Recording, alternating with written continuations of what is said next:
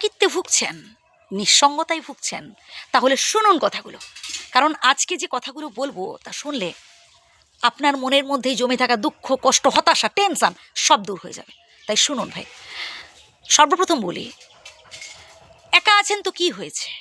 একা থাকা অনেক ভালো ভাই। 10 জনের সাথে থেকেও দিনের পর দিন যখন তাকে চোখের জল ফেলতে হয়, তাকে কাঁদতে হয়, বালিশে মুখ লুকিয়ে চোখের জল ফেলতে হয়, কারোর কাছে দুঃখের কথাগুলো বলা যায় না, 10 জনের সাথে থেকেও তার থেকে ভাই আপনি একা আছেন অনেক ভালো, বিন্দাসে আছেন।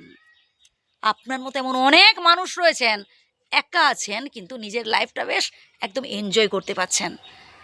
আমি এমন অনেক স্বামীকে দেখেছি, অনেক স্ত্রীকে দেখেছি দিনের পর দিন বালিশে মুখ গুজিয়ে কাঁদতে।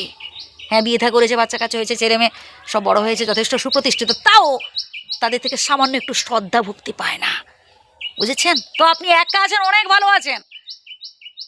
ভাবুন না, আপনার থেকেও যারা কষ্টে আছে, যাদের জীবনে দুঃখ কষ্ট বেশি আপনার থেকেও, ভাই আপনি তো 2 হাত 2টো পা আছে, কাজ করে খেতে পাচ্ছেন। ভাবুন না সেই সব মানুষদের কথা, যার হাত নেই, যার পা নেই, দুবেলা দুমুঠো খাবারের জন্য অপরের ওপর নির্ভর হয়ে থাকতে হয়। ভাবুন না তাদের কথা। নিজেকে ভীষণভাবে বিজি রাখার চেষ্টা করবেন, নানান ধরনের ভালো ভালো কাজের সাথে যুক্ত হয়ে যান। দেখবেন লোকে প্রশংসা করবে, আর লোকে প্রশংসা করলে না মন থেকে একটা শান্তি পাওয়া যায়। ওইসব সমালোচক, ওইসব নিন্দুক, ওইসব শত্রুদের কথা শুনে আপনি মন খারাপ করছেন, লোকে কে কী বললো না বললো, ভাই ওদের কথা কান নেবেন না।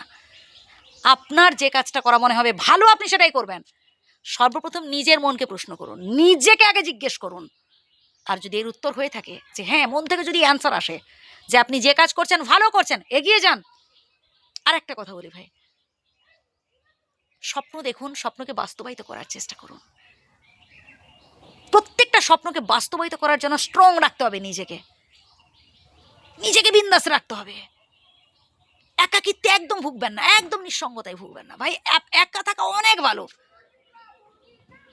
এমন অনেক মানুষ আছেন ভাই, যাদের জীবনে ভাই আপনার থেকেও বেশি দুঃখ কষ্ট, কাজ বাজ করতে পারে না, দিনের পর দিন ভিক্ষে করে খাচ্ছে।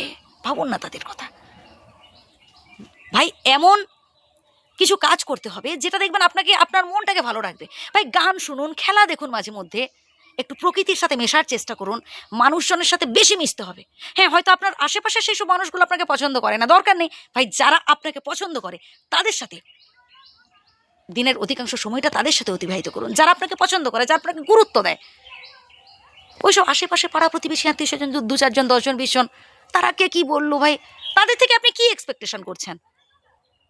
কিচ্ছু না, কিচ্ছু না। ওদের থেকে সরে আসতে হবে। হ্যাঁ, আছেন ঠিক আছে, কিন্তু ওদের থেকে যে আপনি কিছু ভালো কিছু পাবেন এটা ভুলে যেতে হবে।